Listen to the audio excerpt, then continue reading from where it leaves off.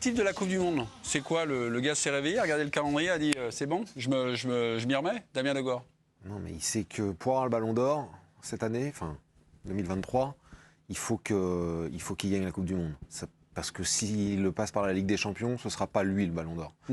Donc il veut faire une grosse Coupe du Monde. Il reste sur une Coupe du Monde 2018 biaisée par sa blessure avec le PSG. Une Coupe du Monde 2014 où il a dû assumer un peu tout seul la pression de tout un pays. Il avait quitté également sur blessure, la Coupe du blessure, Monde. mais bon, c'était quand même blessé plus par le costaud, Chilien. quoi. C'était le Et il capitaine. avait été très bon jusqu'à cette blessure.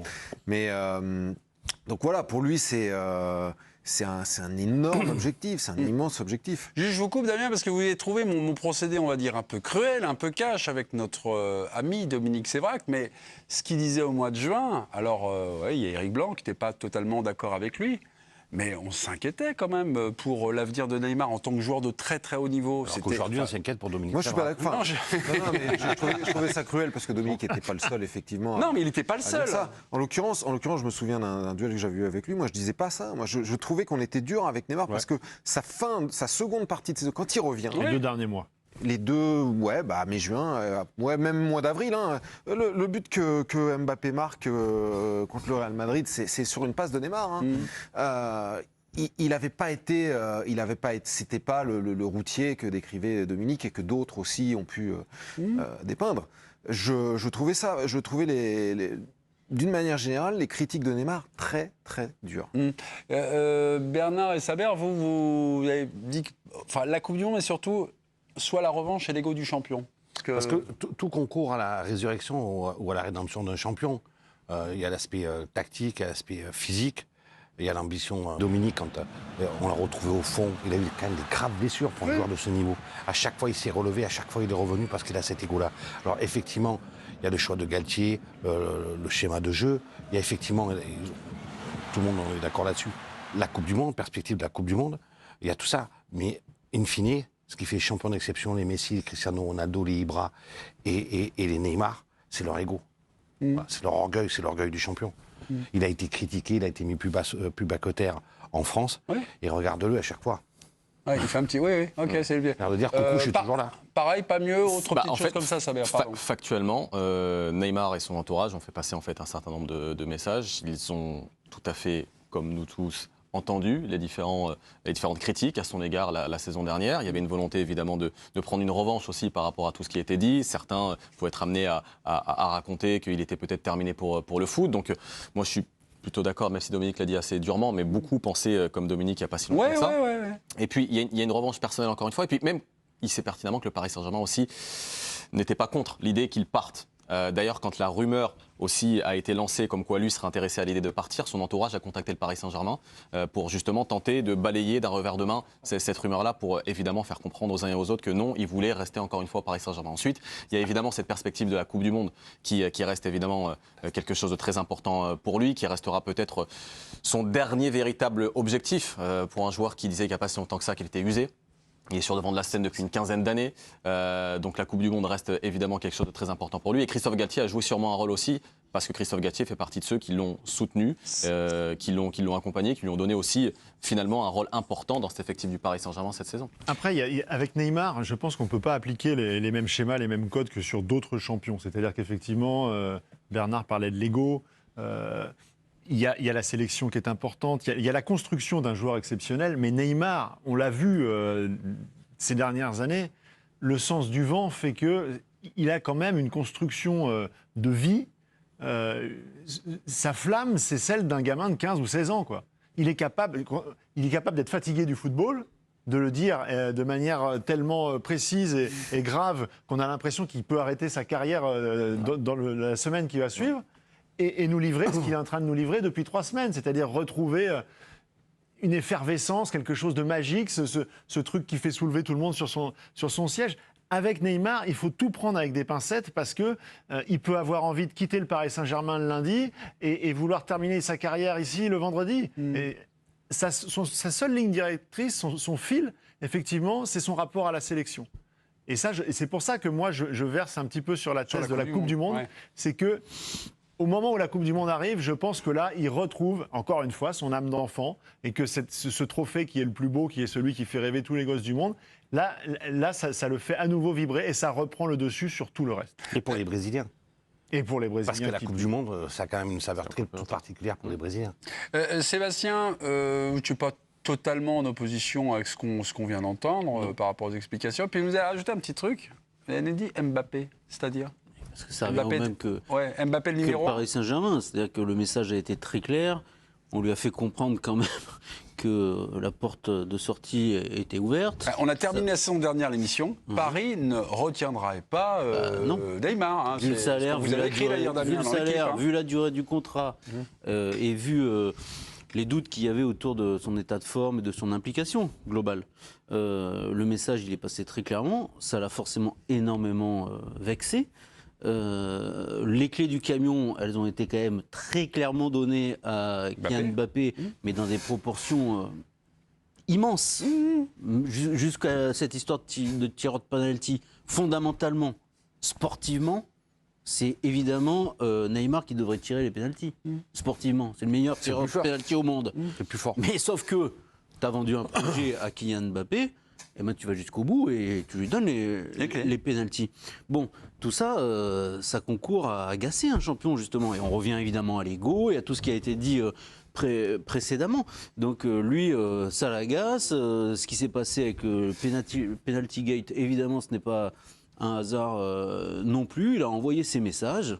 Et il envoie ses messages en étant bon sur le terrain aussi. On va redonner Voilà. la parole à Christophe Galtier, parce qu'on n'a pas cité, mais hier, il est allé chez nos confrères de Prime. Alors évidemment, tout sourire, la victoire en Montpellier 7-1.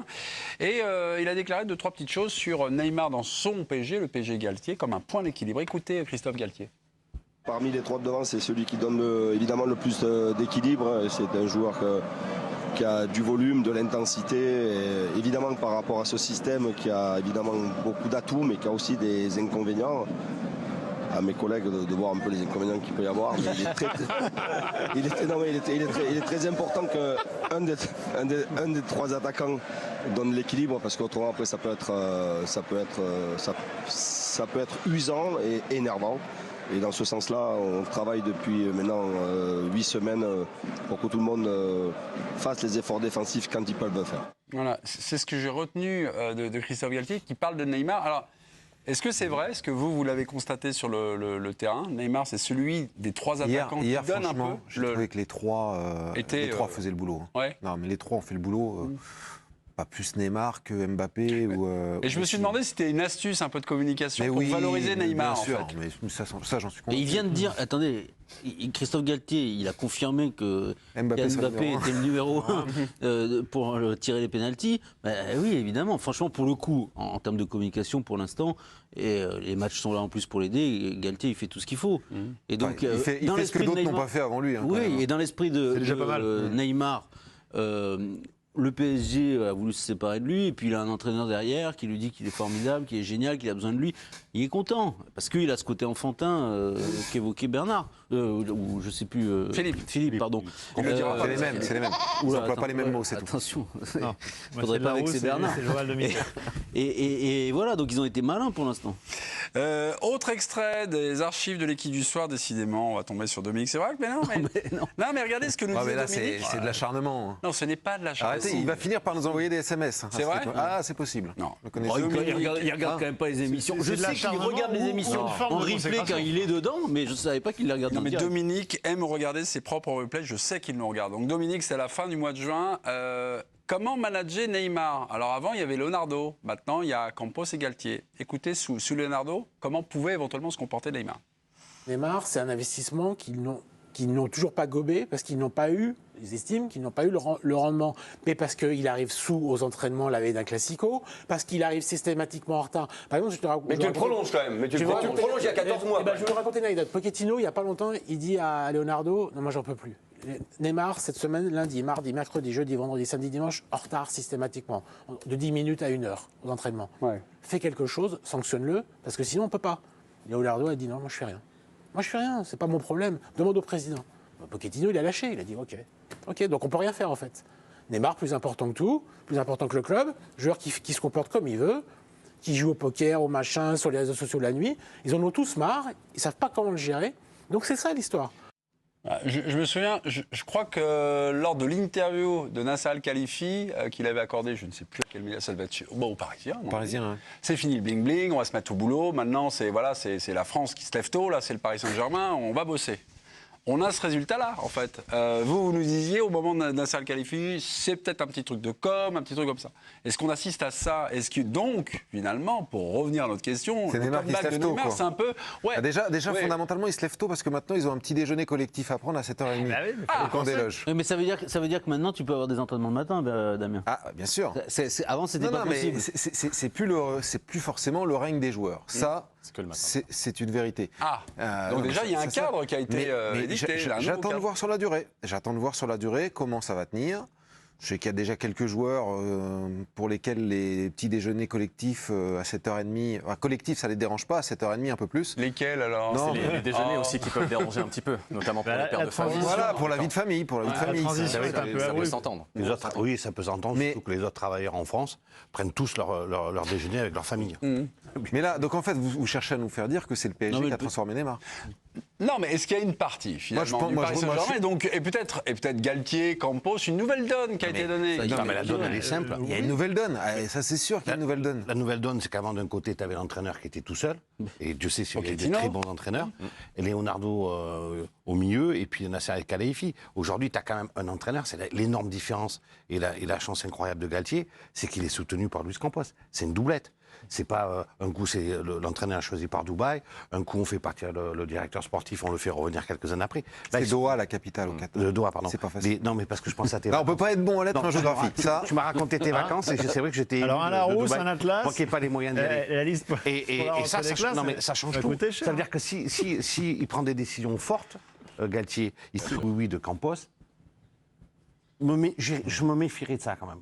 mais personne dit ça. Hein. Parce qu'on a toujours l'impression que c'est Non, mais s'il a Galtier eu le est job, aux c'est ordres. grâce à l'influence de Luis Campos. Non, c'est grâce à ses compétences, à son Oui, talent. oui. Non, excuse-moi, c'est pas parce que c'est le pote de Campos Non, mais que c'est Campos pas- l'a fait venir. Non, mais- c'est parce qu'ils ont été champions de France ensemble, Oui. avec Lille, au moment où personne s'y attendait. Oui. On peut quand même reconnaître quelques qualités à Christophe Galtier. Ah, mais c'est- bien Je sûr. sais bien qu'il est français, donc pas bankable pour le Paris Saint-Germain, mais il a quand même quelques qualités et il a aussi du caractère. Enfin, globalement, on peut pas dire qu'il soit remis en cause de manière. Non, là, en ce moment, Non, on va dire qu'il soit mais- vilipendé. Non, mais ça m'agace un peu parce que c'est toujours. Non, personne n'a dit que c'était Campos qui avait pris la décision de 7h30. Non. Non, il n'a pas dit ça. Non, il a j'ai dit pas dit ça. parfois, et d'ailleurs même Christophe Galtier le dit. Enfin, si vous, Non, mais Laurent, vous avez bien sûr, voulu quand même c'est un- épouser. Bon, J'aurais bref, pu dire le retour de Neymar, ça aurait pu être vraiment l'effet Galtier pour vraiment, mettre quelque chose Galtier vraiment. Et Galtier, il a sa part de responsabilité, il a- évidemment. il a ses- Mais moi, je trouve mérites, qu'il part sur la com, Comme la tu en com. parlais, il est très bon sur la com. Mais ça coûtait quoi, par exemple, à quelqu'un, désolé pour la parano, comme Unai Emery, de dire quand Neymar arrive, Neymar c'est le meilleur joueur du monde quand la question lui est Bien posée. sûr. Plutôt que de dire tous les jours, bah, Galtier, qu'est-ce qu'il fait qui est le meilleur? C'est Mbappé. Neymar. Mais je dis Ouais. Neymar. Et puis, j'oublie pas Mbappé, et j'oublie pas Messi. Il est malin, il communique super bien. Et ben les mecs, ils ont envie de jouer, ils sont heureux. Pour le Ok. moment, en tout cas, ils sont heureux d'être sur le terrain. Ils s'apprécient pas forcément, mais ils sont heureux d'être sur le terrain. Pour l'instant.